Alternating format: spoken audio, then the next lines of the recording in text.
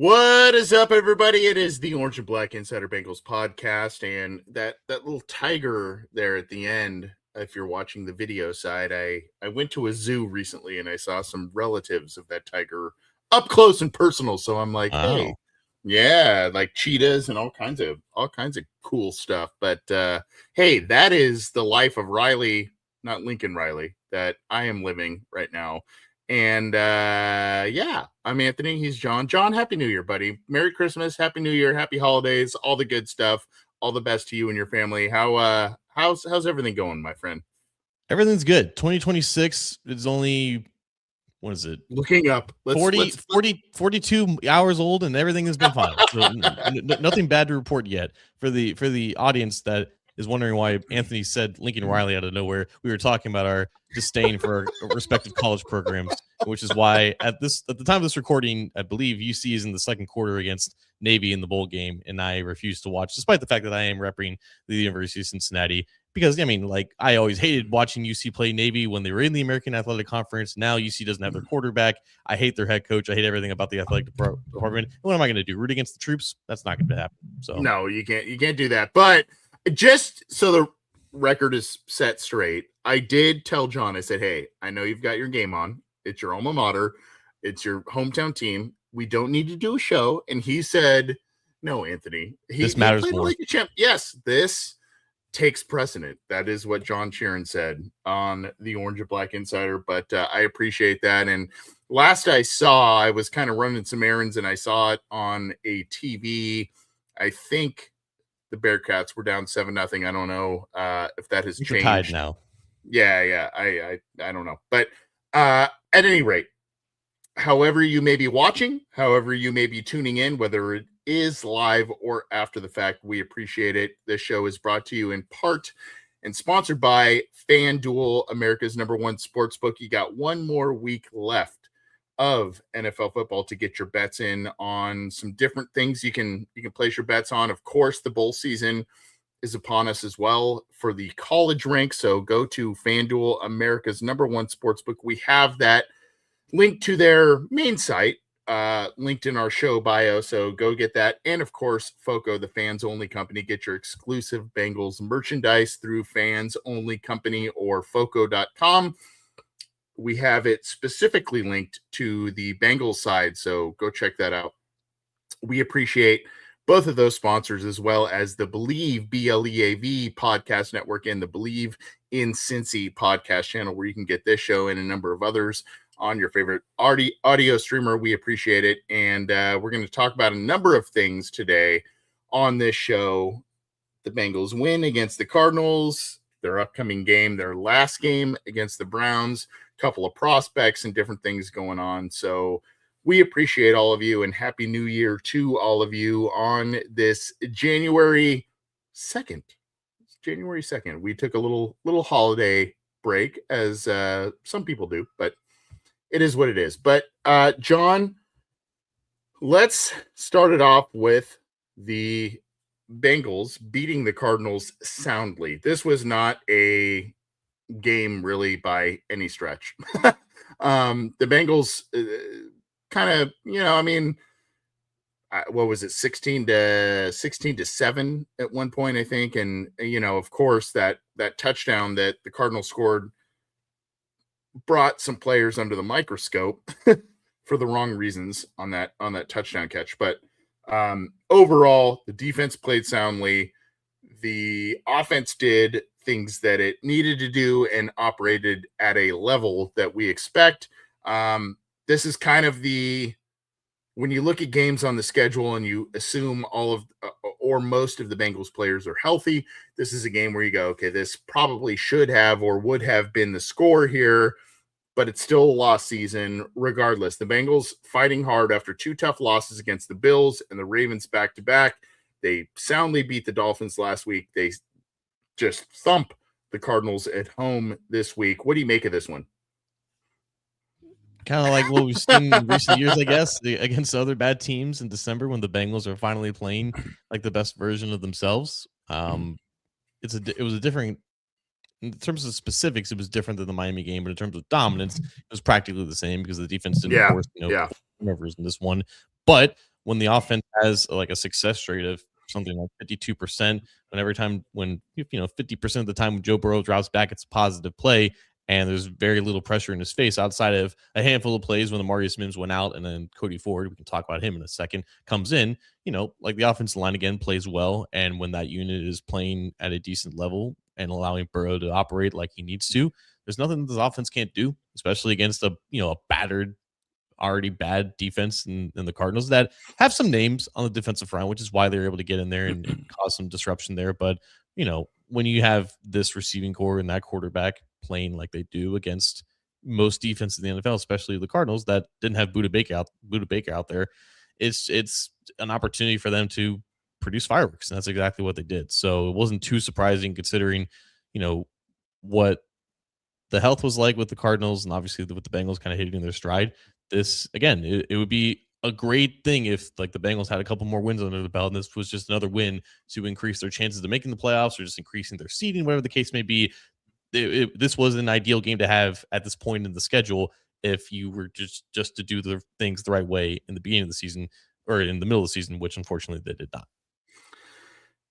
There are a few major takeaways that I had in this one. Number one, again, we go back to about a month ago or so when Joe Burrow, I guess it was after the Baltimore game, that said he said, this is about having fun, that sort of thing. And when you put up these kind of points, you have this margin of victory. You have Joe Flacco coming in really at the beginning of the fourth quarter, and you see Joe Flacco and Joe Burrow chuckling it up on the sidelines. You go, okay, this is kind of how it should have been drawn up. Not necessarily, obviously Flacco is an emergency signing, but just that levity, that nice happy air on the sideline is kind of what you wanted to see. Chase Brown continuing to assert himself as one of the better running backs and better all-around running backs in the NFL. You had at one point, I think Burrow hit 9 or 10 wide receivers in his or pass catching options. I shouldn't even say wide receivers because that limits that. There were like 9 or 10 guys in his stint in this game that caught passes. Flacco again hit a couple of others when the backups were in. So, they were spreading the ball around nicely. It was just a cruise control win. The defense played pretty well. As you mentioned, the offensive line continues to take a lot of strides. Mims is playing very well. He still has these stints, like you said, where he goes out for, a series or a couple of series where you go like, man, I get it with the size. Sometimes that comes with that, but when he's in there, he is borderline dominant. The Bengals probably need to really prioritize Dalton Reisner as a free agent this offseason. This offensive line is the best one that Burrow has played behind, and that is really the shame of this season that Burrow missed so much time, because this is the best offensive line we have seen from the Cincinnati Bengals in terms of whether you want to call it film review or metrics or all the kind of deep dive stuff.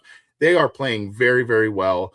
And you can see, John, when this team is healthy and clicking on all cylinders, you can see the potential. Now, granted, this is where we all last week we did the dead cat bounce and all that kind of stuff. This is where you go, okay, Quinn Ewers last week, Jacoby Brissett this last, this game against the Cardinals. You've got all kinds of quarterback stuff going on with the Browns coming up here. So you got to kind of take it with a little bit of a grain of salt. But this is what a good team should do to a team that is a lesser team in the Cardinals. No disrespect to Arizona, but I mean, really, when you saw this on the schedule, healthy Kyler Murray or not, you kind of felt like, okay, this should be a game that the Bengals win and probably win pretty handily. And they did that despite players being in and out of the lineup on both teams. Yeah, the Cardinals are, I mean, They're bad. They're bad. They're bad. Brissett has been the starter most of the year, so it's not like it's like a brand new quarterback like a Right. who was coming in last week. The Dolphins still had an elite running game that the Bengals did a pretty good job at. There's nothing really that the Cardinals do particularly well, which is kind of what separates them from some of the other recent opponents. And I think that that's a level of nuance that needs to be taken here. Like, obviously, the Dolphins are not going to the playoffs. The Cardinals are going to the playoffs. The Browns are going to the playoffs. The Browns still do have an elite defense, and it would be impressive if the Bengals offense does something against them, despite the fact that, you know, some guys are going to be out and it's a meaningless game. But the Cardinals, I think, stand alone as like the true just nothing team that, like, you can't really have any true takeaways about like how good are the Bengals, other than the fact that you're right, like you should beat them by multiple scores, specifically at home, specifically when your entire offense is healthy and firing on all cylinders. I think in general, like, because we did this with the defense last year, right? So there's no real takeaways with that outside of like guys that were already improving and continuing to play well against a bad team. And again, like Burrow and his weapons are known commodities. I think, and you kind of touched on it, what continues to impress me is the fact that you have an interior offensive line playing as well as the tackles are, and it's a complete unit at this point. And that, again, it's more than just against a troubled team in the Cardinals, but it's the continuation of that unit playing consistently and not having these down moments outside of, you know, when some guys may leave the lineup. I don't think Dalton Reisner probably should be a priority resign. I think he absolutely should be a priority resign. And I think they should do that as soon as humanly possible. He himself wants it to happen. He doesn't want to test free agency. His New Year's resolution, according to Ben Baby, is that he doesn't want to wait around until August and September to actually get a contract. He does actually want to be in a building before, you know, the offseason program starts. And I think that not only does he fit perfectly with what this offense does, which is what we've been saying for the past 2 years, but also he likes it here. And he, at this point in his career, it's his 6th, 7th year. He's 30 years old, and he's never commanded a multi-year contract before. He's always played on these one-year deals under $3 million. For a guy who wants to be here, for a guy who fits what they do, and for someone who's not going to command a type of contract that the Bengals have to outbid someone, this is the easiest freaking. It's a no-brainer. It's a no-brainer. It's such a no-brainer. Like, they can offer him, pardon my words here, they can offer him the Bobby Hart contract, and he would take that immediately because it's a fake contract. Bobby Hart. It's a 3-year deal with, like, you know, you pay as you go. And Dalton Reisner would accept that because, again, he's never been able to command multiple years in his contract or multiple years of guaranteed money on his contract. He is the perfect candidate to do that. And I'm getting to hit myself with offseason stuff, but like, that's just how I feel about the offensive line. It can be the first time in a while that they go into an offseason without a glaring hole there. And that just continues to be what I look at with this offense, not just with Burrow being healthy, not just with Chase Brown, you know, continuing to progress the way he's done, but the fact that the entire unit is coming together because that group of 5 is as solid as they are. And it's not just the best offensive line that Joe Burrow's had relative to the standards of the Bengals offensive lines. It's an actually good unit for one. It's solid. Yeah. And you know, Dylan Fairchild, etc. And the good news is also, despite what you may or may not have seen from Jalen Rivers, you got Matt Lee. So there's depth there. I think they do need some sort of swing tackle that's a backup option. No offense, Cody Ford, who had an amazing play, as we all know, the catch and just shake off 4 guys down the sideline. And by the way, how impressive was his tiptoe?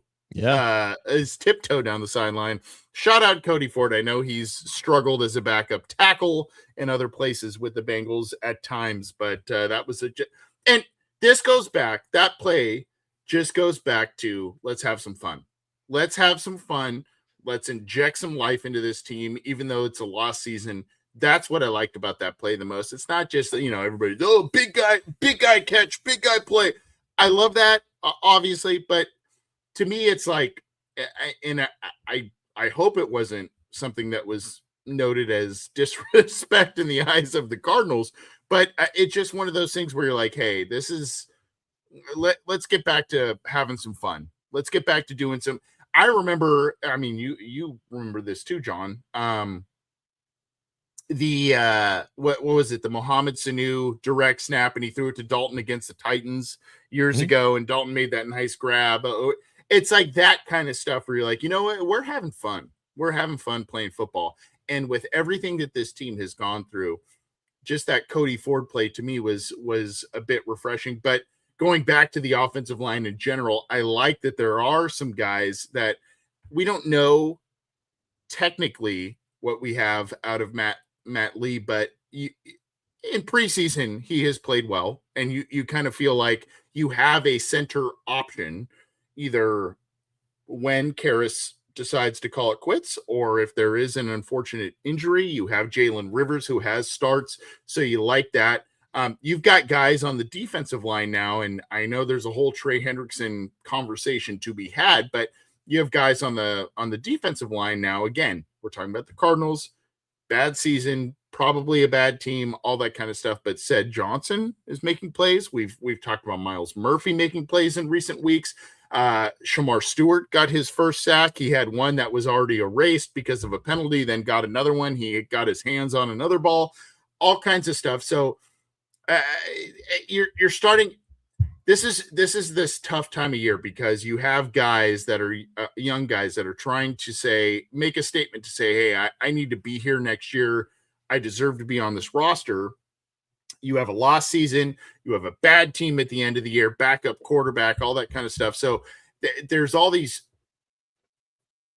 factors playing into this. But at the same time, you're doing as a team what you need to do against a team that you should dominate, especially when you have your starting quarterback, starting wide receivers in there. You are seeing things from guys that have either been high picks or preseason performers and that sort of thing that haven't gotten the time, that are doing things. So there is optimism going into 26 with some of these young guys, despite some of the contract stuff going on.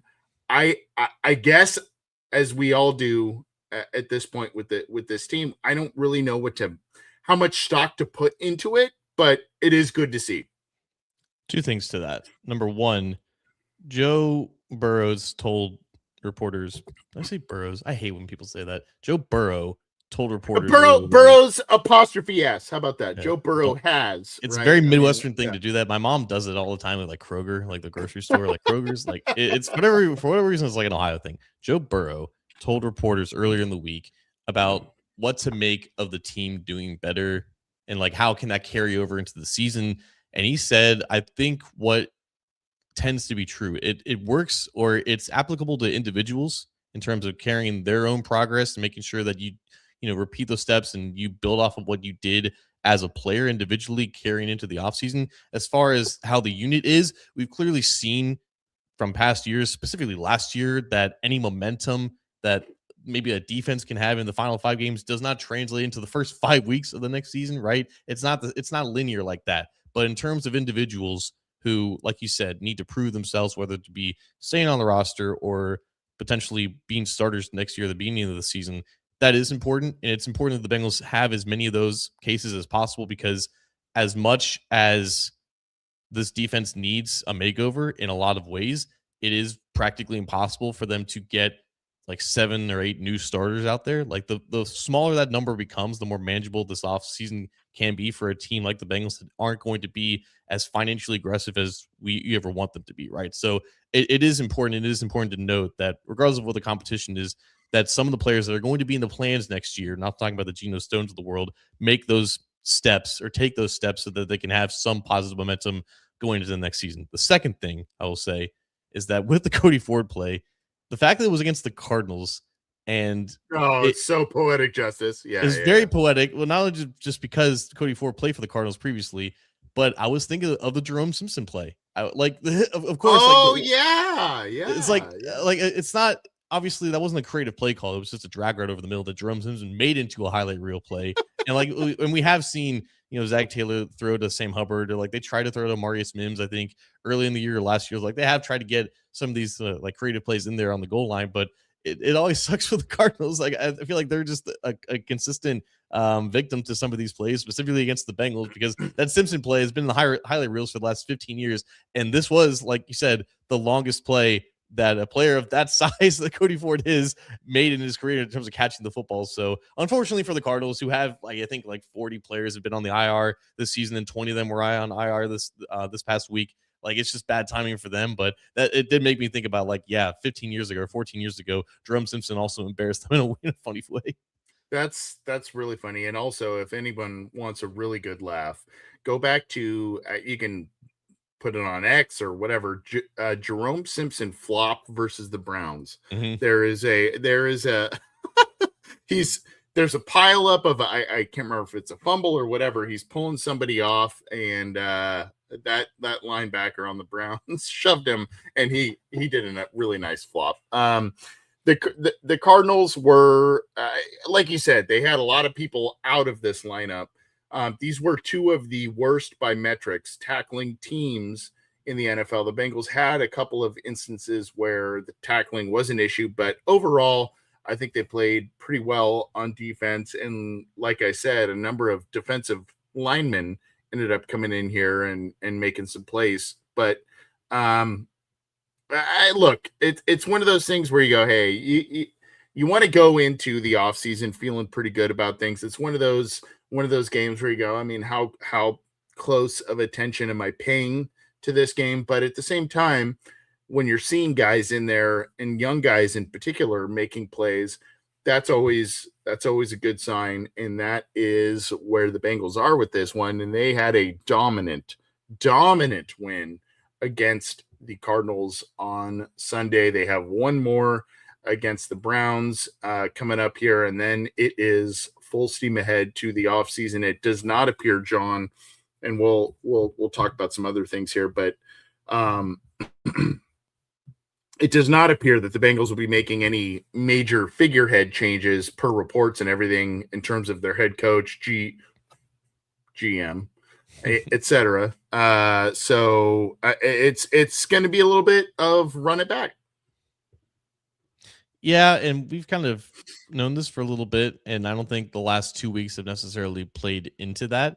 As far as because other teams are going to have their Black Mondays, and there's going to be firings around the league, and I don't think that the Bengals are going to be into another defensive coordinator search. So that does lends to what kind of can we expect, in the immediate fallout of the season. You're going to hear from Zach Taylor. I think you're not going to hear from Duke Tobin. You probably should hear from Duke Tobin at the end of the season. You won't hear from any of them. Yeah. No, right? That is a request that is made by Bengals media every single year around this time, and it just never happens. And this would be a great year to talk to the person that is supposedly in charge of the roster, but that's unfortunately not going to happen. But you're going to see some very low level re-signings in terms of future deals and whatnot. I still think that the very first real task of the offseason should be to try to extend Dalton Reisner's contract. I just think in terms of that's just what the easiest decision would be, even before this game even happens on Sunday. That's what they did with Trey Hopkins 6 years ago. They signed him to a 3-year extension before the regular season ends. And the reason to do that is not only obviously to,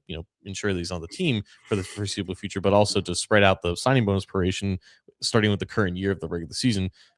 So that would be my biggest thing that should happen as soon as possible. But other than that, it's you might see a maybe 1 or 2 assistant changes, but I think in terms of what has been said about the coaching staff and just the team in general, it doesn't seem like any of the problems facing that they believe are on the team right now have anything to do necessarily with the coaching staff or with the personnel department.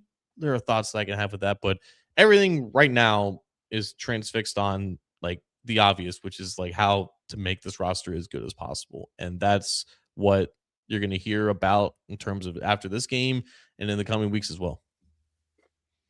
They are, as the Bengals often do, not banking on, but they are leaning on the injury bad luck, right? I mean, and I get it. Your franchise starting quarterback missed most of the season, so I get that. A couple of weeks ago, you and I took the air and we were saying, especially with the Ravens game, it's not so much that you lose that game. It's how you lost it and the body language and all of that. And so now that has done a complete 180 with this team, but you're playing backup quarterbacks. You are playing teams that are also out of the playoffs. And so it's kind of one of those, man, I don't really know how to take it, because this is, I hate to keep beating the dead horse. This is a little bit of the dead cat bounce, but at this point too, this is it. The Bengals did, as we mentioned, exactly what they should have done with Joe Burrow and company at home this time of year against the Cardinals. They should have beaten them soundly, and they did. Where was this urgency? Where was this performance? Where was this efficiency when you had to have 2 games against Buffalo? You had that one basically in hand, and then you laid an egg against Baltimore. So this is where I waver about, I don't think, and we'll take the air too if there are major changes, but I don't think you and I are expecting any major changes. Maybe additional resources, maybe additional, front office staff. We don't know, but and I know we had a comment from Dave Hammond in there. What do you make of some of the comments from some of the star players of the Bengals? Maybe that's what that is. There's a pressure there to add to the front office staff. I don't necessarily see it, just based on a long-standing history with this team in this front office. But it's great to sit here and say, wow, dominant win, and this things look well and all of that. But you also say these are 2 wins against depleted rosters, backup quarterbacks. Where was this when in those gotta have it moments against quality opponents, as opposed to these last 2 weeks? How much do you hang your hat on these last 2 wins? There's a lot to weigh here. Okay, so let's go back to the Ravens game.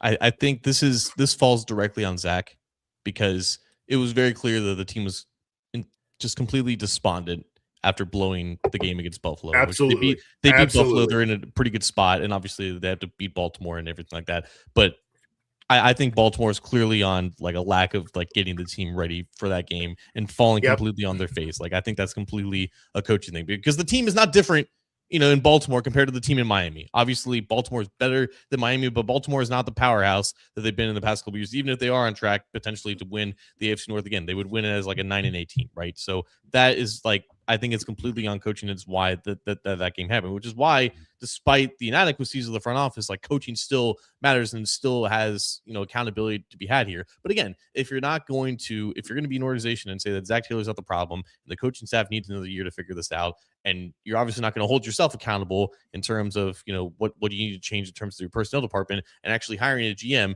then I'm really glad that David Hampton asked about what Burrow and Chase said, because Burrow has said now twice that you either need to think outside of the box, you need to think creatively. Something has to change, because you can't find yourself in the situation where you're 7-9 or whatever the case may be, or 6-10 entering the last week and eliminated from the playoffs for the 3rd consecutive year.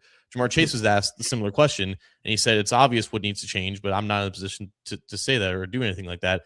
I think with both of those guys, because they've been taken care of by the front office and they're obviously treated well by the coaching staff, I don't think that they're in a position to take jabs at them specifically, those parts of the team specifically.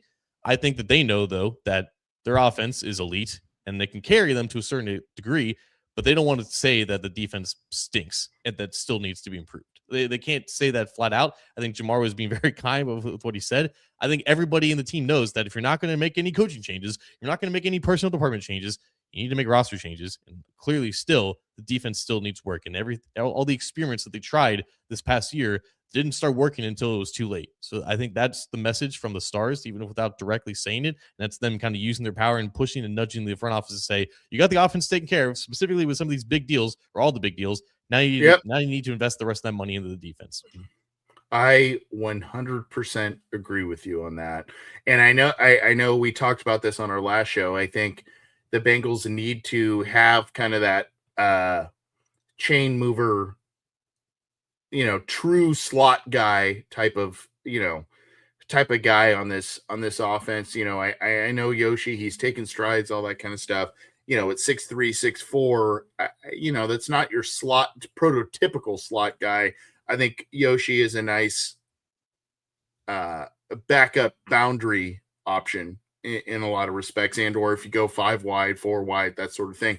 I do think you need that shifty, Tyler Boyd-ish type of guy to complete this thing. But regardless, I'm with you. I don't necessarily think that this is, hey, front office, get a GM, fire Duke Toma. It's guys. I mean, I always go back to, because I do work in the business side of things aside from this wonderful podcast.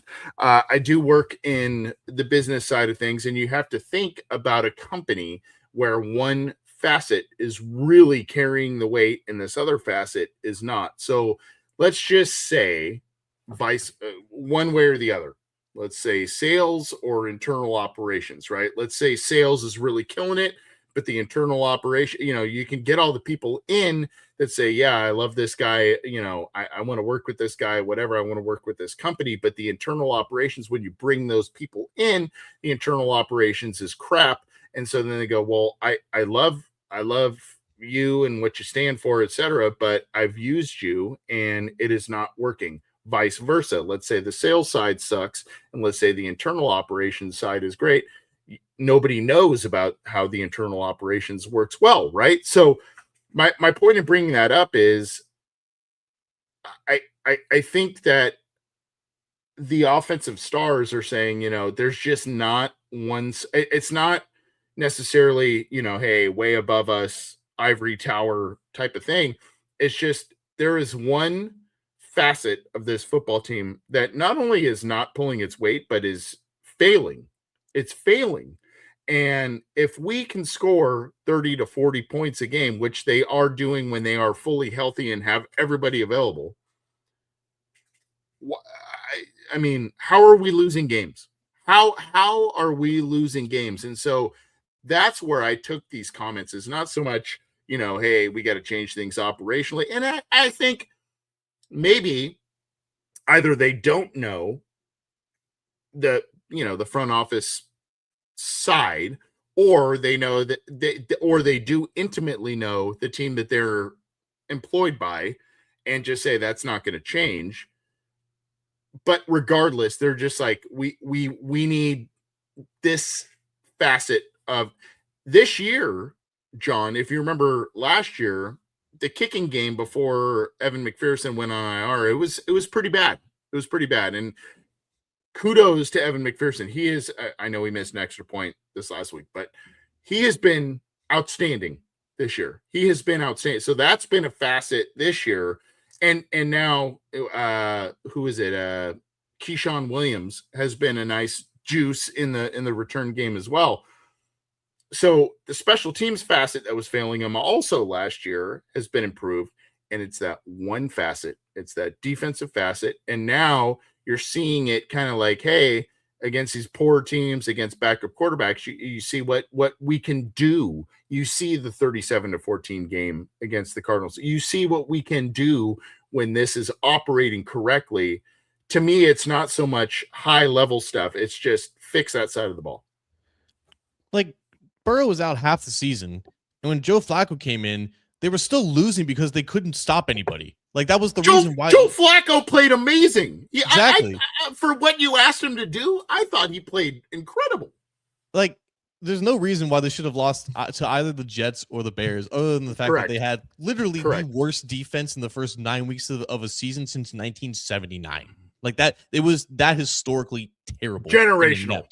Yeah. And it boggles my mind that they accepted more problems to deal with than they could have managed. And they added more problems on top of that by obviously benching Logan Wilson and starting 2 rookie linebackers for the majority of the season with a with a brand new linebackers coach, with a brand new defensive coordinator. No wonder the entire defense didn't know what the hell they were doing, because the middle of it, typically where your leaders are composed of guys that don't know what they're doing. So, like, essentially what I'm trying to say here is that everything about Take this, a breath, buddy. Take a everything breath. about the season revolves around, like you said, the failures of one side of the ball. And that was Yeah. definitely exemplified, but considering the fact that multiple quarterbacks started for the season and they played well and they still couldn't win with either of them. Obviously, Burrow has a 5-2 record when he's playing, and that definitely helps.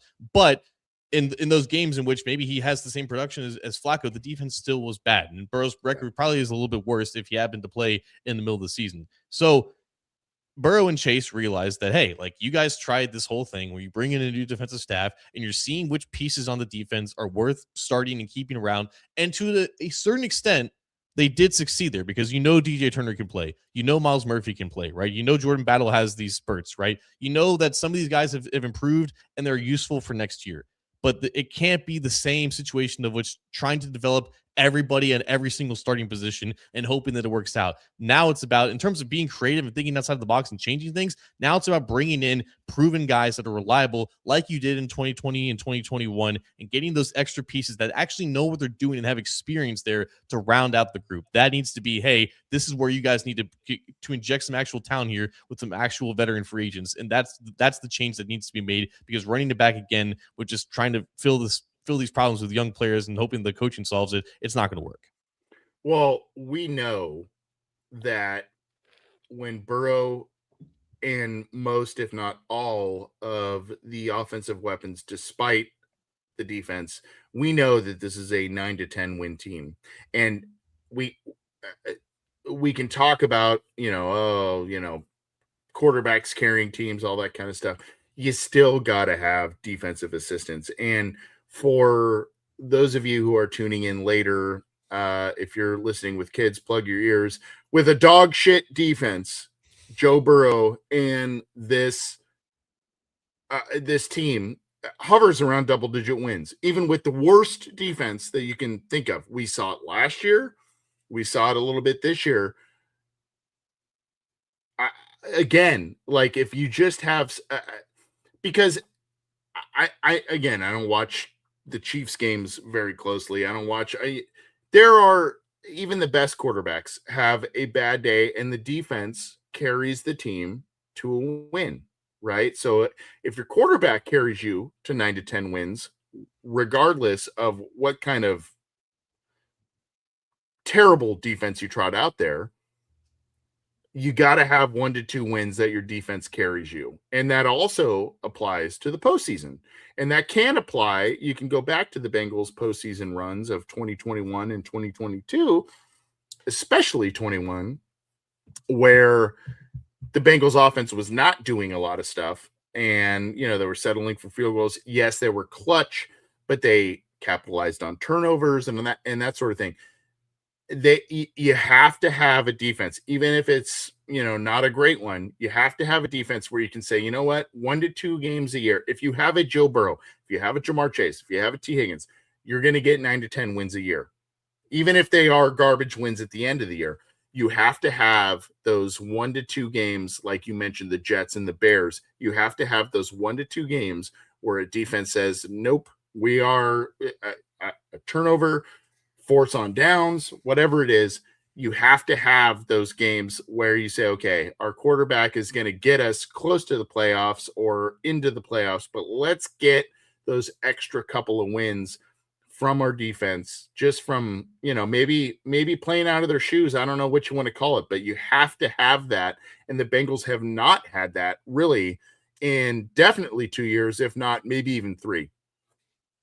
They won in the playoffs primarily because of their defense. Like, there's a reason why scoring drops in January. Typically, the best defenses end up in there, right? And it's relatively low scoring games, typically outside of, like, obviously the Josh Allen, Patrick Mahomes shootouts that happen when both those teams are in there. But that helped them get to back-to-back AFC championships in the Super Bowl, and then the defense played well in the Super Bowl, right? So obviously the offense is in a better spot now than it even was back then in terms of the reliability and the consistency to put up points on the board.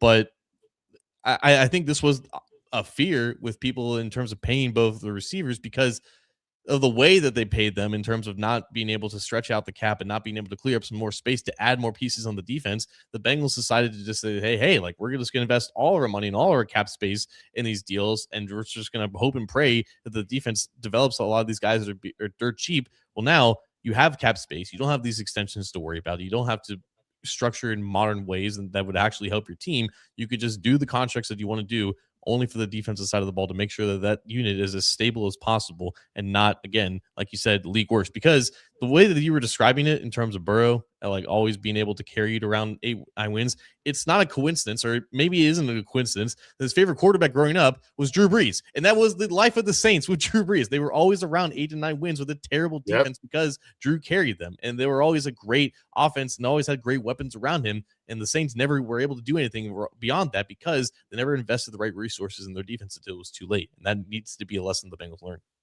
And, I saw a tweet from the Chargers that said, hey, Drew Brees is eligible for the Hall of Fame. Like, really, Chargers? You guys are I'm like, really? Come on. A couple of quick thoughts on the upcoming, we're ranting, and I love it. Couple quick thoughts on the upcoming Browns game. Of course, Myles Garrett chasing history in this one.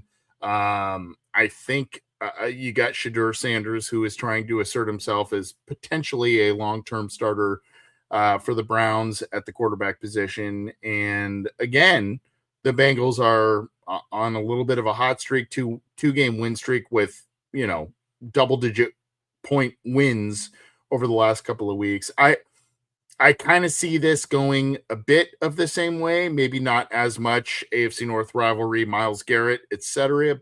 But I don't know. What do you, just before we move on to a couple of different things with the offseason, etc., what are you thinking about this Browns game coming up here? Well, I think the first comment that we had today was about what at Victor Pate 24 wants.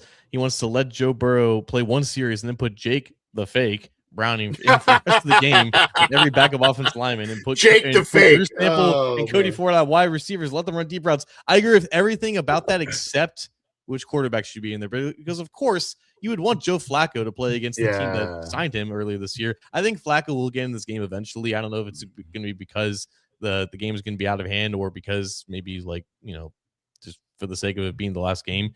But I obviously the Bengals are the better team. The Browns are not going to have Carson Schwarzenegger or Harold Fannin in for this game. Myles Garrett is going to be gunning for the record. And I do think he's going to be able to break it. And I think he is too. That's not an indictment on the Bengals offensive line being bad in this game. Myles Garrett always seems to get one against Orlando Brown Jr. and against the Bengals in general. I hope that he takes it a little bit light on Burrow or whoever he ends up stacking. I don't think Burrow's going to be taken out like after the first series or anything like that. But I could see kind of a goofy game, it being the last game of the season without any implications. Obviously, if someone's record chasing, guys in the Bengals want to put up some numbers too. I'm sure Jamar Chase and T. Higgins want to boost their stats. Chase Brown is 53 yards away from 1,000 yards, so they're going to give him some chances to do that as well on the ground, who I think he's been dealing with an illness for most of this week, but he should be okay to play.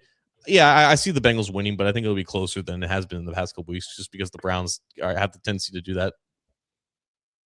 We are presented in part by FanDuel, America's #1 sportsbook. If you are, and by the way, bink, there it is right there. My lights went off. If you are thinking about betting on a game and someone is chasing history, bet against the Bengals because this last week, what was it? Trey McBride, right? Bengals dominated all kinds of things on the defensive side of the ball, dominated the game, yet Trey McBride not only broke the tight end receiving record in terms of receptions, but also, he had a touchdown. It was all kinds of stuff. So I will say this. If you are going to place a bet, go to FanDuel.com. Please bet responsibly. But think about that. America's #1 sportsbook, FanDuel, is, I believe you could probably... I haven't looked, but I'm pretty sure you can do something with Myles Garrett there. And of course, this show is brought to you by FOCO, the fans only company. Both of those links are in the show description, so go check them out. We appreciate their support. We do. we've got a couple other things to get to, and I've got California safety light situation going on here, so I apologize if I went a little dark, but just a couple of guys that this college bowl game season has been pretty wacky, right, John? Miami upset Ohio State, and I don't think a lot of people saw that. There was a wacky game last night, Ole Miss and Georgia. And, one that I particularly watched closely was the TCU USC game. Not necessarily the highest profile one, but regardless, a fun game in general because it went to overtime. A really fun game. And so in that game, I saw a couple of prospects all on defense that really well. Let me back up. One of the prospects that I really wanted to see did not play in this game because there was a number of opt-outs because of the transfer portal and or the draft and all kinds of stuff. So one guy that we've talked about a lot is Kamari Ramsey out of USC, a guy who's played boundary corner and safety. He's a hard-hitting guy. He has really, really high football IQ. I don't think he's going to test exceptionally. He is a safety by trade, but he is a guy that you can move up in the box. He's about 205, 210, so he's not huge, but a guy that just has a nose for the ball.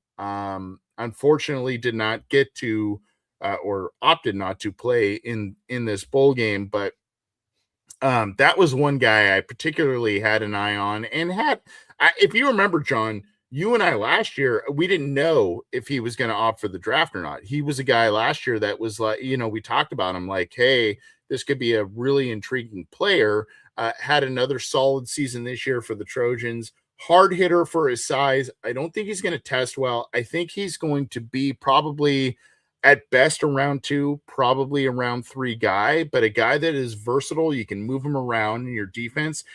I really like him, and not just because I'm a USC guy. I think he's just a valuable guy to have on your defense, to be able to be, like I said, versatile and move a guy around in the defensive backfield, move him up in the box against the run. He has shown that you can blitz him. He's had sacks on the quarterback and all kinds of different stuff. I really like this guy. It's just, again, I don't think he's going to be an all-pro guy or anything like that, but I think he is a well-rounded player at safety, especially when the Bengals may be looking at making a move from Geno Stone, possibly. Yeah, and not just Geno Stone moving on, but also Jordan Battle entering the last year of his contract, Tyson Anderson entering free agency. A lot of uncertainty in that group, and it's a group that they're going to want to add multiple pieces to.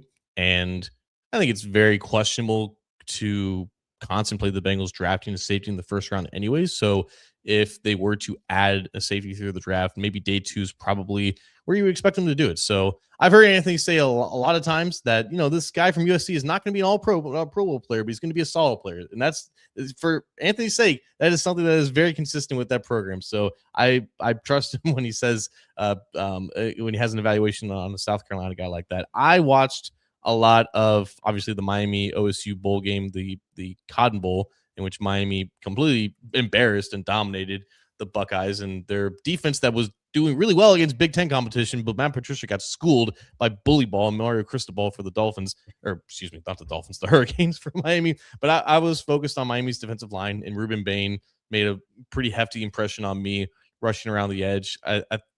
One guy that I trust really well in draft circles compared him to Terrell Suggs, who also wasn't necessarily the biggest guy off the edge, but obviously grew physically in the NFL. And Ruben Bain has, somewhat shorter arm length and a bit of a stockier build, but that was my first real exposure to Ruben Bain on a full game basis. And I definitely was very impressed because it's not just power with this game. There's a lot of burst in it as well. And he wins a lot with power, but he's a very violent player that knows what he's doing with his hands. And I think the arm length is probably going to get him in terms of maybe not being taken in the top 5 or so. But considering where the Bengals are in terms of draft positioning, he could be a guy for them. And that was the case as well with my impression with David Bailey the next day with Texas Tech in their shutout loss, unfortunately, to Oregon in the Orange Bowl. But David Bailey was a guy that I had just been introduced to when I first saw him against Oregon, and he flashed the entire game as far as speed off the edge, the bend in the ankle flexation, along with the power. Like, he was schooling Oregon's offensive tackles in that game. He had 9 tackles, I think a sack, and 2 tackles for loss, and he batted down a couple passes as well. But he was disrupted the entire game, and he's projected to go probably in the top 7. But if he doesn't test as well, maybe he can fall to 10 or 11 wherever the Bengals are. So I don't know what the Bengals think about how they're going to address the edge spot with Trey leaving in free agency. More than likely, Joseph Osai potentially leaving as well. Having just drafted a first-round defensive end in Shamar Stewart last year, I don't know if they want to dip back into that well again, but from where they are in the draft order and where the talent is, that does seem like a position where there's going to be one guy available there, potentially one guy available there that's going to make a lot of sense. Yeah, and a couple of others on, just so I'm not labeled a true USC homer. I was impressed by a couple of defenders on the on TCU as well. Safety Jamel Johnson, he had a pick in the game and just is around the ball a lot. And then a transfer guy who has bounced around a little bit, Caleb. I hope I pronounce this correct. Caleb Alarms Orr. He's a linebacker, and he was a guy who was initially with Cal and then transferred to TCU, and just again around the ball a lot. And they both made that definitely known in that bowl game. I like that you brought up Bain because, our buddy Dale Altman of Bengals and Brews and writes up for Cincy Jungle. He's been a big Ruben Bain guy despite some of the, arm length stuff. It's just, he's a guy that he just performs. He performs and he plays well and he's there. He's around the ball. And this is a particular crossroads for the Bengals, John. I'm glad you brought up Bain because, of course, the Bengals have a big decision to make about Trey Hendrickson. So they need to, and with Shamar Stewart having, a tip pass, a sack, and almost another sack that was negated by a penalty. You've got Miles Murphy coming on late. You got Ced Johnson playing well late. Of course, you examine the opponent, you examine the atmosphere around that. But at some point, you do need to say, okay, when I love Trey Hendrickson. I would love to see him back, even if you sign him to a big contract and he is your situational guy with those guys.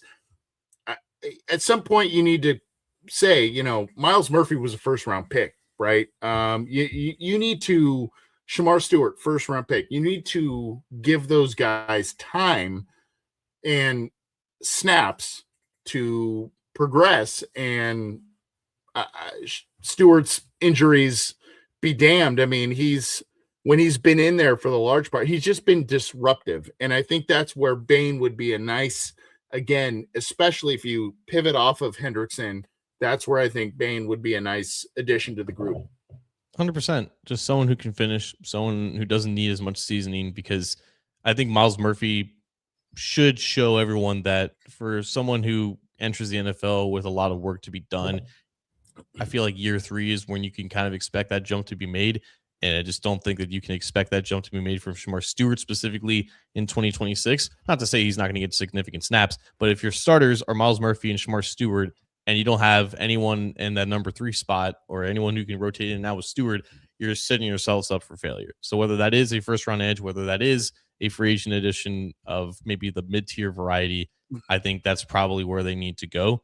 And as far as Hendrickson goes, Dave Heyman is asking, can they tag trade? They can, and I think they planned on having that as a possibility. But the guy played 7 games. The guy clearly was pissed that he wasn't given the deal that he wanted. The Bengals are clearly not. They weren't too thrilled with the whole situation over the past couple of years. It seems like a separation is the most likely scenario here, in which they probably don't see the value in tagging Trey after the season that he just had, considering that their fears, unfortunately for them, came true in terms of like his durability and his ability to play into his 30s.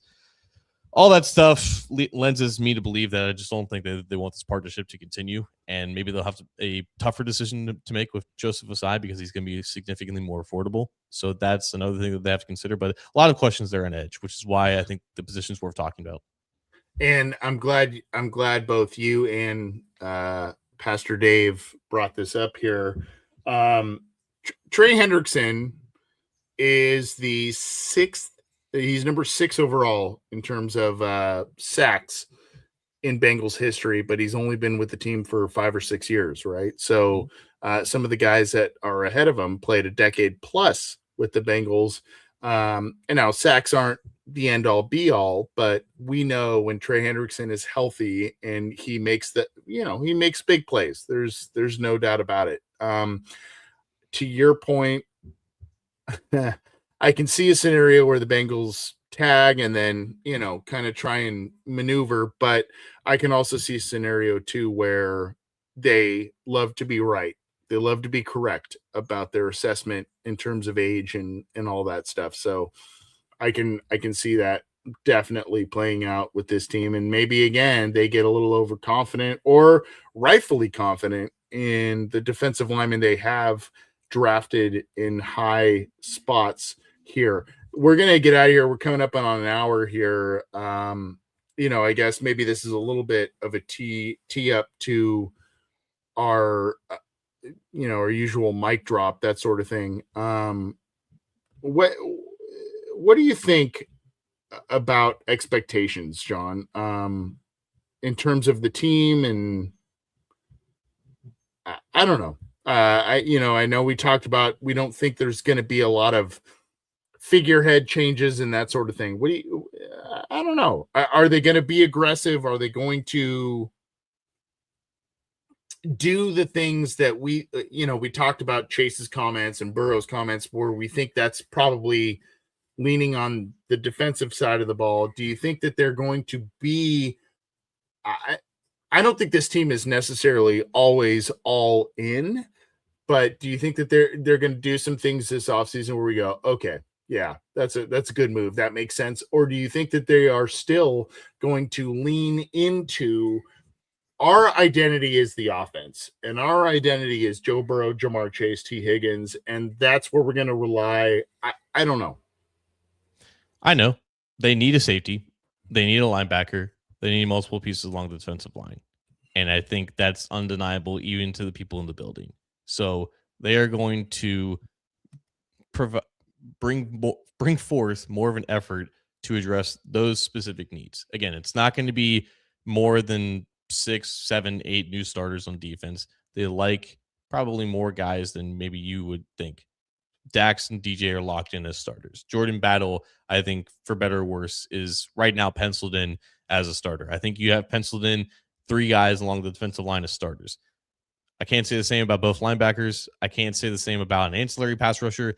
Geno Stone is 100% gone, right? So they have definite needs along the defense, and they know that they need an injection of talent there. So I think there's going to be an effort to repeat a little bit of what they did in 2021 when they signed a handful of starters, when they made sure that side of the ball was in a good, comfortable spot. It's not going to be the most expensive guys in the market. It's not going to be guys who get future guarantees. It's never going to be that, unfortunately. That would constitute, in my opinion, as thinking outside the box, which Joe Burrow alluded to or literally said verbatim a couple weeks ago. It's not going to be that, but they have the capital to do that, to invest on that side of the ball.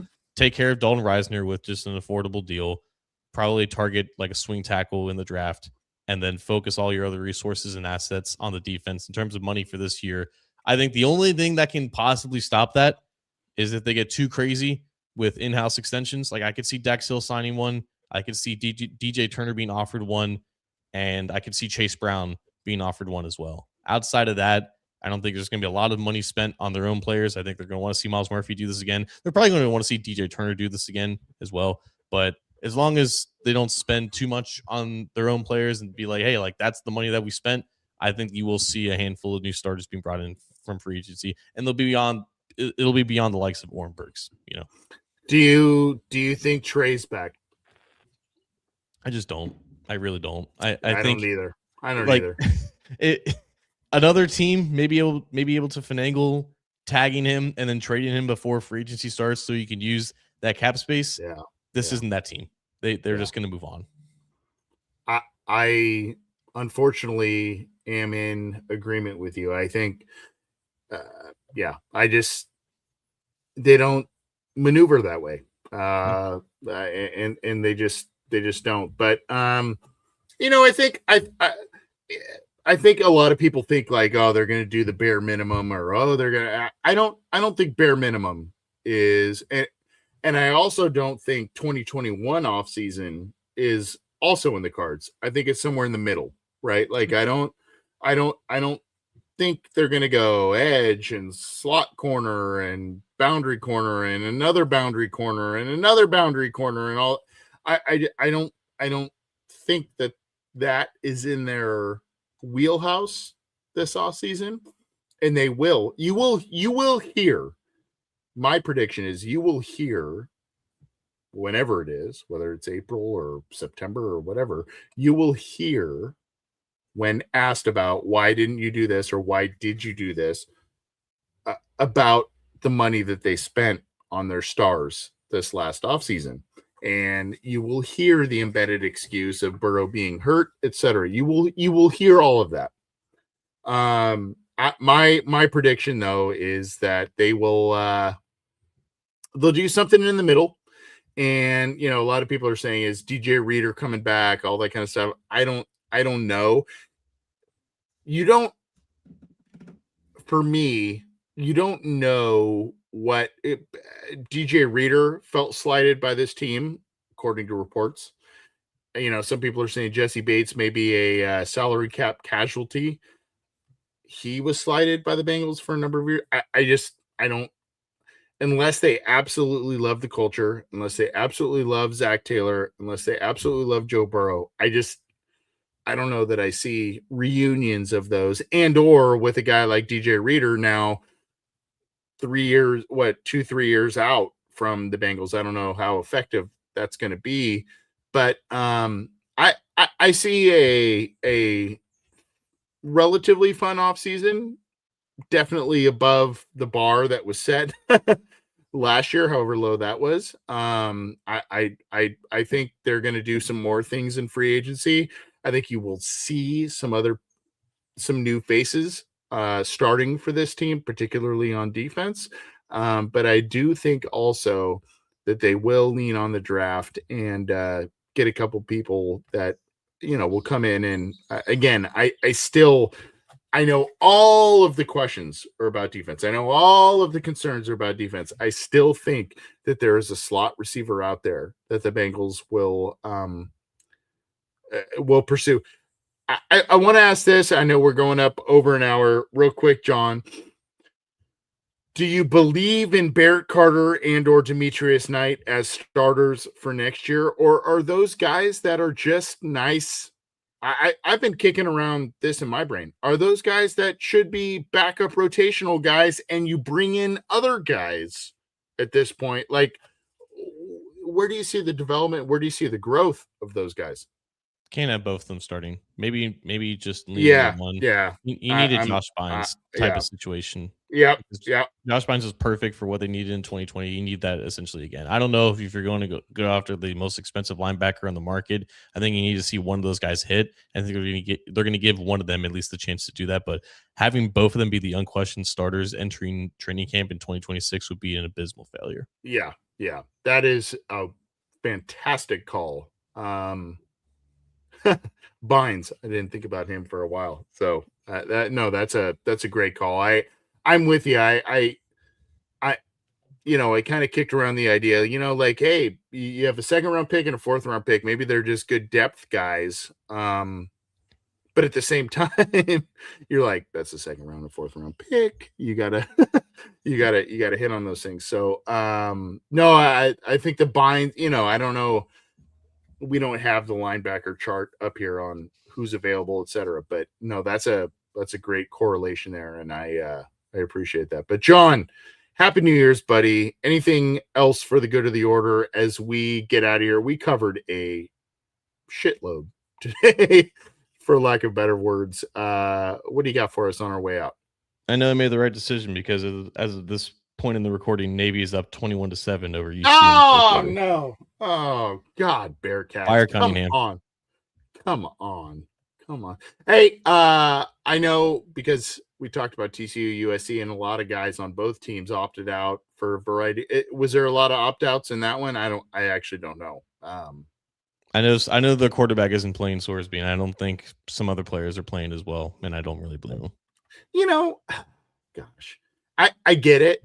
I get that, but at the same time, you're kind of like, oh man, it just takes the wind. This is like a really cool bowl season. You know what I mean? It just takes the wind out of the sails. But we're at an inflection point in college football where we're trying to hold on to things that we love about the sport while facing the unfortunate realities of the future of the sport. And it's very amusing to watch. So I think in 5 to 10 years, when all the dust is settled, we'll look back at this point and be like, wow, this was a really wacky time.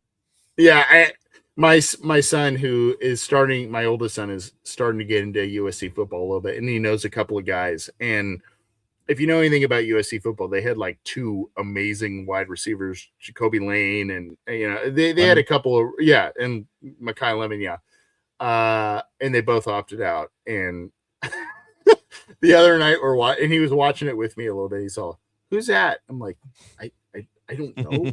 I don't know who that guy is. I don't know. It was just kind of a funny moment. Anyways, we love you all. John, I love you, buddy. Happy New Year to all of you. And we will be back with this show, the Orange or Black Insider, presented by FanDuel, America's #1 sportsbook, as well as FOCO, the fans only company. Go to those links in our show description. Appreciate all of you. We've got a lot of people tuning in live, and we appreciate all of you tuning in live or after the fact. Take care. Happy New Year. Best of health, wealth, all kinds of good stuff in 2026. John, I wish you the best, buddy. You're already the best, though. Who cares? Right back at you, man. Hey, but we love you all, and this has been the Orange or Black Insider talking about a Bengals win over the Cardinals, what's ahead in the 2026 offseason, and much more. Take care.